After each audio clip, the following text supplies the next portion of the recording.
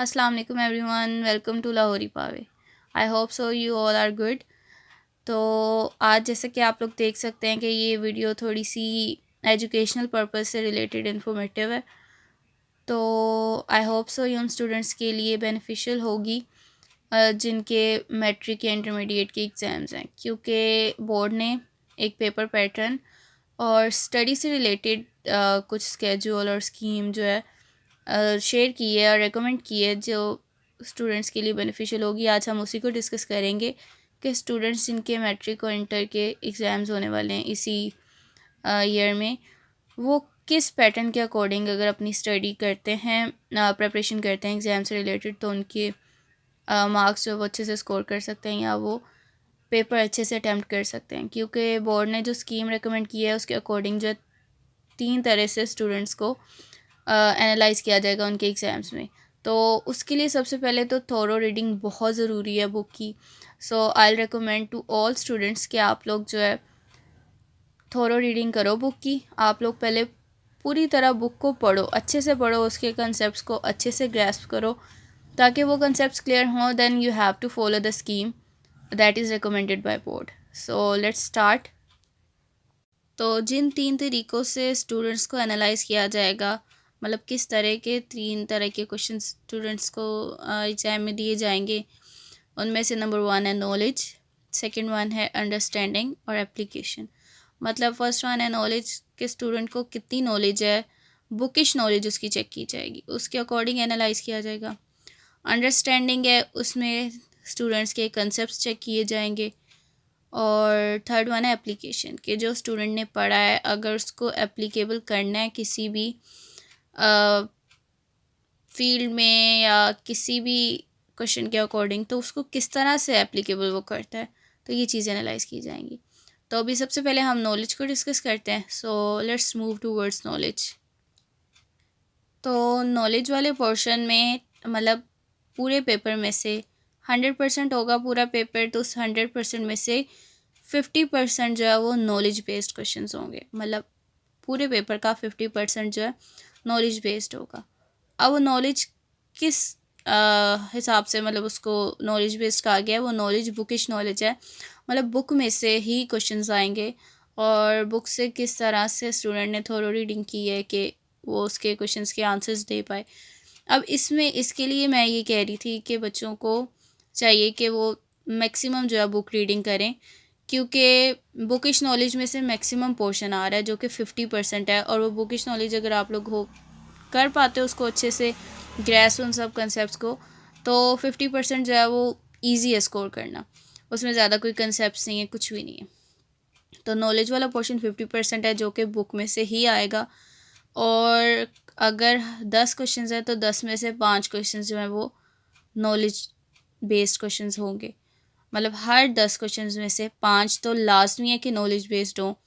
और किस तरह के क्वेश्चंस हो सकते हैं सबसे एंड पे वो मैंने ये बताया है एग्जांपल देके, कि जैसे डिफ़ाइन करें किसी चीज़ को, डिस्क्राइब करें, स्टेट कोड, कोई भी डेफिनेशन, कोई भी चीज़ मतलब ऐसी जो स्टेटमेंट दी हुई है उसकी डेफिनेशन लिखनी है, कोई कोड स्टेट करना है, तो इस तरह के क्वेश्चंस आ सकते हैं आप लोगों को।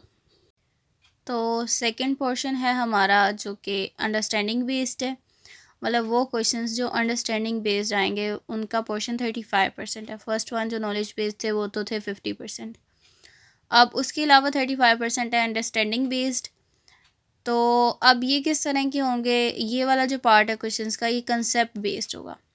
ये बुक में से भी हो सकता है, बुक के अलावा भी हो सकता है। कंसेप्ट बुक वाला ही होगा, just keep it in mind कि जो कंसेप्ट है आपका वो हमेशा बुक वाला होगा, लेकिन वो क्वेश्चन चेंज कर सकते हैं, सिनेरियो चेंज कर सकते हैं। ज़रूरी नहीं है कि एज इट इज़ डिटो वही वर्ड टू वर्ड उठा के क्वेश्चन दे दिया जाए। कंसेप्ट वही होगा, क्वेश्चन चेंज कर सकते हैं, सिनेरियो चेंज कर सकते हैं, एग्जाम्पल चेंज कर सकते हैं। सो दैट्स वाई मैंने ये कहा कि बुक में से भी हो सकता है, बुक के अलावा भी। लेकिन ये सोच कर परेशान नहीं होना कि बुक के अलावा तो कंसेप्ट कोई और उठा के दे देंगे। कंसेप्ट हमेशा से वही होगा जो कि बुक में डिस्कस किया हुआ है, बस उसका पूछने का तरीका डिफरेंट हो सकता है। अब यहाँ पे हर 10 क्वेश्चंस में से, जैसे नॉलेज बेस्ड तो 5 क्वेश्चंस थे आउट ऑफ 10 जो कि नॉलेज बेस्ड आने। अब उन 5 के अलावा जो अंडरस्टैंडिंग बेस्ड क्वेश्चंस होंगे वो 3 से 4 होंगे, 3 भी हो सकते हैं, 4 भी हो सकते हैं। अब किस तरह के हो सकते हैं? For example how, why, prove, differentiate, identify. आपको इन वर्ड्स से ये अंदाज़ा हो गया होगा कि हाउ, वाई मतलब क्या चीज़, किसी कंसेप्ट के बारे में, किसी प्रोसेस के बारे में पूछा जा सकता है, ये क्यों हो रहा है, कैसे हो रहा है। और इसमें बहुत कॉमन है ये डिफरेंसेस वाले क्वेश्चंस के, differentiate between this and this. तो इस तरह के क्वेश्चंस आपको पूछे जा सकते हैं। तो जिसके लिए आपका थोरो रीडिंग के अलावा बुक के कंसेप्ट क्लियर होना बहुत ज़रूरी है, जो कि 35% सेकंड मेजर पोर्शन है बुक का, एग्ज़ाम का, अकॉर्डिंग टू बोर्ड स्कीम। सो हमारा थर्ड एंड लास्ट पोर्शन होगा एप्लीकेशन का, दैट वुड बी ऑफ 15%। इसकी वेटेज सबसे कम है लेकिन 15% मैटर्स अ लॉट। तो ऐसा है कि जो थर्ड पोर्शन है उसमें जो भी फार्मूलाज और कुछ रूल्स पढ़े होंगे बुक में से, उनकी एप्लीकेशन होगी या उनका एनालाइज किया जाएगा कि अगर किसी भी सब्जेक्ट का, फॉर एग्जांपल फ़िज़िक्स है, उसका फार्मूला कोई पढ़ा है किसी स्टूडेंट ने, तो उससे रिलेटेड कोई न्यूमेरिकल आ जाएगा और उसको कैसे वो न्यूमेरिकल में उस फार्मूला को एप्लीकेट करता है और उसके बाद किस तरह से उसको फॉर्मुलेट करता है, वो सब कुछ चेक किया जाएगा। और ऑब्वियसली फार्मूला तो फ्रॉम बुक ही होगा।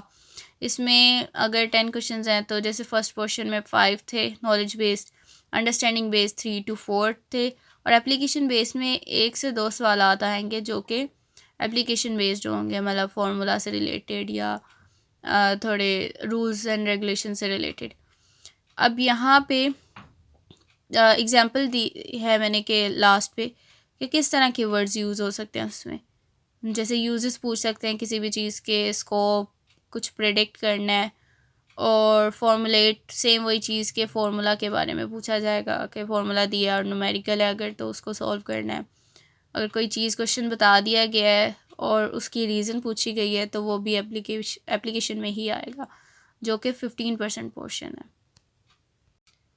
आई होप सो आप लोगों को पूरा पेपर पैटर्न और स्कीम ऑफ स्टडी जो है समझ में आ गई होगी। आई ट्राइड माई बेस्ट कि आप लोगों को पूरे तरीके से कन्वे कर पाऊँ कि असल में किस तरह से आपने अपना प्लान ऑफ स्टडी जो है वो बनाना है, ताकि आप लोग इन क्वेश्चंस के अकॉर्डिंग या इस प्लान ऑफ पेपर पैटर्न के अकॉर्डिंग आप लोग तैयारी कर पाएँ। मैं बस एक क्विक सा रिव्यू देती हूँ कि 3 तरह के क्वेश्चंस आएंगे, 3 तरह से एनालाइज किया जाएगा, knowledge, understanding and application based. Major portion जो है वो 50% है, नॉलेज बेस्ड है जो कि बुक में से ही होगा। उसके बाद 35% है जो कंसेप्ट बेस्ड होगा, वो बुक में से भी हो सकता है, आउट ऑफ बुक भी हो सकता है। कंसेप्ट बुक वाला ही होगा लेकिन क्वेश्चंस चेंज हो सकते हैं। और एप्लीकेशन बेस्ड जो है वो थर्ड वन है जो कि सबसे मिनिमल पोर्शन है, 15%। इसमें फार्मूलाज, रूल्स, इन चीज़ों को एनालाइज किया जाएगा कि उनको स्टूडेंट कैसे यूज़ करता है। तो these were all about the paper pattern and scheme of study for 2023। All the best to all of you. आप लोग तैयारी अच्छे से करें, इस क्वेश्चंस मतलब जो पेपर पैटर्न है इसके अकॉर्डिंग अपनी तैयारी करें। सो ये है कि इससे रिलेटेड जो कुछ मेरे पास और भी परफॉर्मर्स हैं जिनमें ये सारी नॉलेज लिखी हुई है, जो डिटेल में ज़्यादा मैंने इसको बड़ा कंसाइज सा करके आप लोगों को समझाना चाहा है। तो मैं कोशिश करती हूँ कि मैं इसी वीडियो में वो जो परफॉर्मर्स हैं, जो नोटिस हैं, वो सारे इसी वीडियो में लगा दूँ ताकि आप लोग उनको भी देख लें, उसका स्क्रीनशॉट ले लें, इसका ले लें। तो ये है कि ट्राई करें कि डू योर बेस्ट। तो बाकी आज के लिए इतना। I hope you like this video. Must like, share and subscribe our channel. अल्लाह हाफिज़। तो ये कुछ सैम्पल्स हैं जिनमें एग्जाम्पल्स के थ्रू समझाया गया। आई होप सो ये हेल्पफुल होंगे आप लोगों के लिए।